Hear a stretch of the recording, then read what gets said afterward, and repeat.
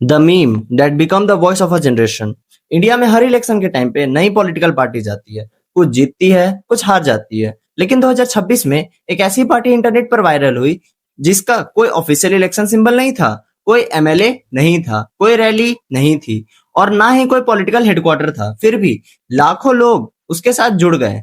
और सबसे शॉकिंग बात यह है, ये पार्टी खुद को प्राउडली कॉकरोच कहती है और नाम था क्या? कॉकरोच जनता पार्टी यानी सीजेपी। लेकिन सवाल ये है, आखिर एक मीम पेज लाखों फ्रस्ट्रेटेड इंडियंस की आवाज कैसे बन गया? और क्या ये सिर्फ इंटरनेट का जोक था या सिस्टम के लिए एक वार्निंग साइन कि आज की स्टोरी सिर्फ एक वायरल मीम की नहीं है, ये स्टोरी इंडिया की यूथ की है। तो इसको हमने 5 चैप्टर्स में डिवाइड किया है, जिसमें हम इसकी पूरी हिस्ट्री जानेंगे और ये आज के टाइम में क्या इम्पैक्ट डाल सकता है ये भी जानेंगे। तो और लास्ट चैप्टर में तो कुछ बड़ा आने वाला है, इसलिए पूरे चैप्टर्स तक बने रहना। चैप्टर 1, एक इंसल्ट जिसने आग लगा दी। हर मूवमेंट की एक बिगनिंग होती है और सीजेपी की बिगनिंग हुई एक कमेंट से, एक ऐसी ऑब्जर्वेशन से जिसने इंटरनेट के कई लोगों ने इंसल्ट की तरह लिया। सोशल मीडिया पर गुस्सा फैलने लगा, कमेंट भरने लगे, मीम्स बनने लगे, रील्स वायरल होने लगी और फिर कुछ अजीब हुआ। इंडिया के यूथ जो पहले से ही अनएम्प्लॉयमेंट, पेपर लीक्स, इन्फ्लेशन और फ्यूचर एंजाइटी से परेशान थे, उसने इस इंसल्ट को रिजेक्ट नहीं किया, उसने उससे अडॉप्ट कर लिया। और फिर क्या हुआ? मैसेज सिंपल था कि तुम हमें कॉकरोच बोलते हो, ठीक है, आज से हम कॉकरोच ही सही। लेकिन कहानी अभी शुरू हुई थी, क्योंकि कुछ ही दिनों में एक स्टूडेंट इस फ्रस्ट्रेशन को मूवमेंट में बदलने वाला था। बोस्टो में रहने वाले अभिजीत दिपके नाम के एक इंडियन स्टूडेंट ने एक स्ट्रैटेजिकल मूवमेंट स्टार्ट किया। नाम रखा कॉकरोच जनता पार्टी या फिर सीजेपी। लेकिन ये कोई नॉर्मल पॉलिटिकल पार्टी नहीं थी, ना इलेक्शन लड़ना था, ना गवर्नमेंट बनाना था, ना मैनिफेस्टो लॉन्च करना था। ये था एक मीम मूवमेंट, एक डिजिटल रिबेलियन और एक सरकास्टिक प्रोटेस्ट। जब लोगों ने पहली बार ये स्लोगन देखा, कई लोग हंसे, कई लोग कंफ्यूज हुए, लेकिन बहुत सारे लोग इंस्टेंटली कनेक्ट कर गए, क्योंकि उन्हें लग रहा था कि फाइनली कोई उनकी लैंग्वेज में बात करने वाला है। No speeches, no promises, no political jargons, सिर्फ मीम्स, सरकाज़म और रॉ फ्रस्ट्रेशन। और फिर इंटरनेट ने अपना मैजिक दिखाया और ये वायरल हो गया।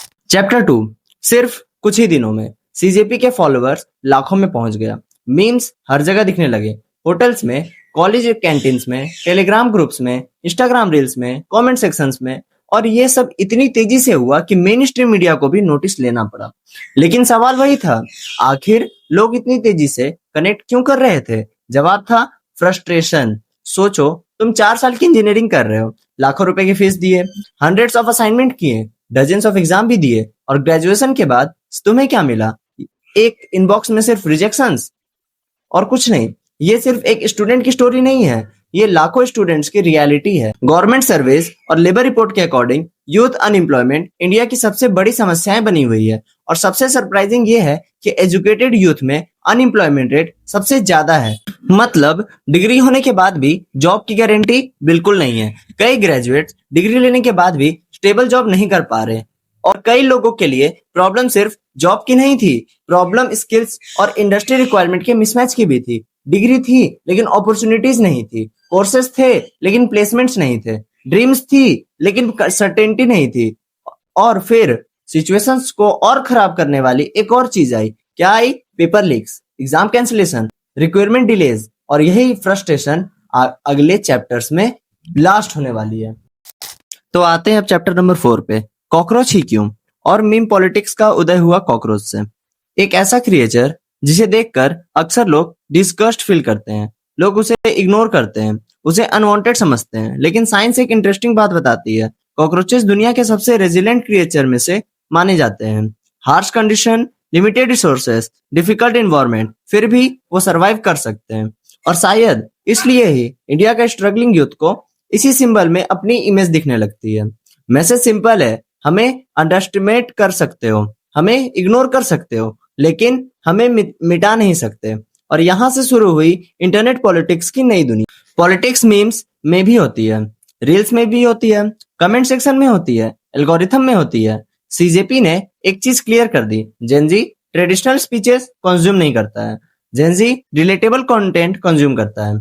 एक फनी मीम्स कब इमोशनल मूवमेंट बन जाए कोई प्रेडिक्ट नहीं कर सकता है। मूवमेंट वायरल हुआ, फॉलोअर्स बढ़े, डिस्कशन बढ़ी और फिर क्या, कंट्रोवर्सीज भी शुरू हो गई।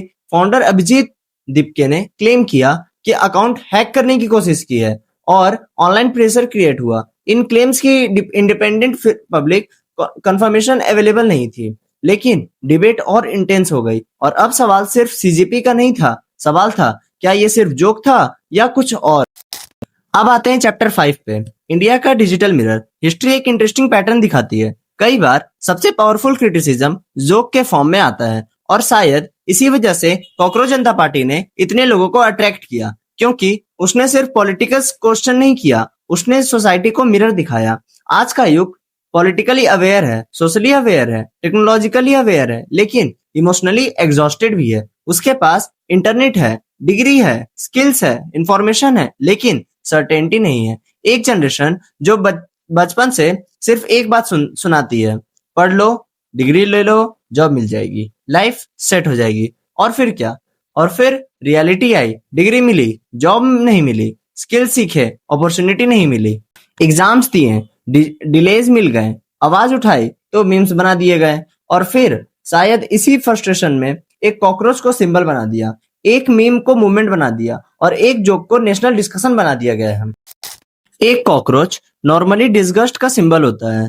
लोग उसे देखते ही मार देते हैं, इग्नोर कर देते हैं, उसकी वैल्यू नहीं समझते हैं। लेकिन 2026 में उसी कॉकरोच ने रेजिस्टेंस का सिंबल बनकर एंट्री मार दी, क्योंकि कॉकरोच सरवाइव करता है, चाहे कंडीशन कितनी भी डिफिकल्ट हो, चाहे दुनिया कितनी भी अगेंस्ट हो, चाहे उससे कितनी बार इग्नोर कर दिया जाए। बिल्कुल, लेकिन इंडिया का यूथ की तरह कॉकरोच जनता पार्टी शायद इलेक्शन कभी ना जीते, शायद गवर्नमेंट कभी ना बनाए, लेकिन उसने एक काम जरूर किया है, उसने एक कन्वर्सेशन शुरू कर दिया है, और एक अनकंफर्टेबल कन्वर्सेशन, यूथ फ्रस्ट्रेशन पर, इन एम्प्लॉयमेंट पर, एग्जाम्स पर, फ्यूचर एंजाइटी पर और डिग्निटी पर।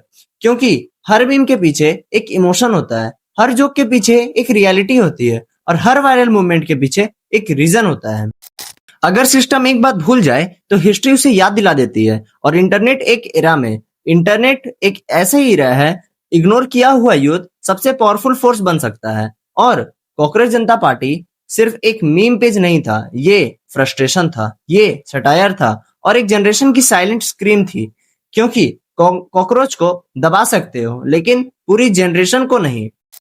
ऐसे ही रियल स्टोरीज, हिडन रियलिटीज और पावरफुल डॉक्यूमेंट्रीज के लिए चैनल को सब्सक्राइब करो, क्योंकि अगली स्टोरी शायद आपके फ्यूचर से कनेक्टेड हो सकती है। और हाँ, कमेंट करना मत भूलना और अपनी राय जरूर अपने कमेंट में सेक्शन में बताना, मैं जरूर पढ़ूंगा। मैं हूँ।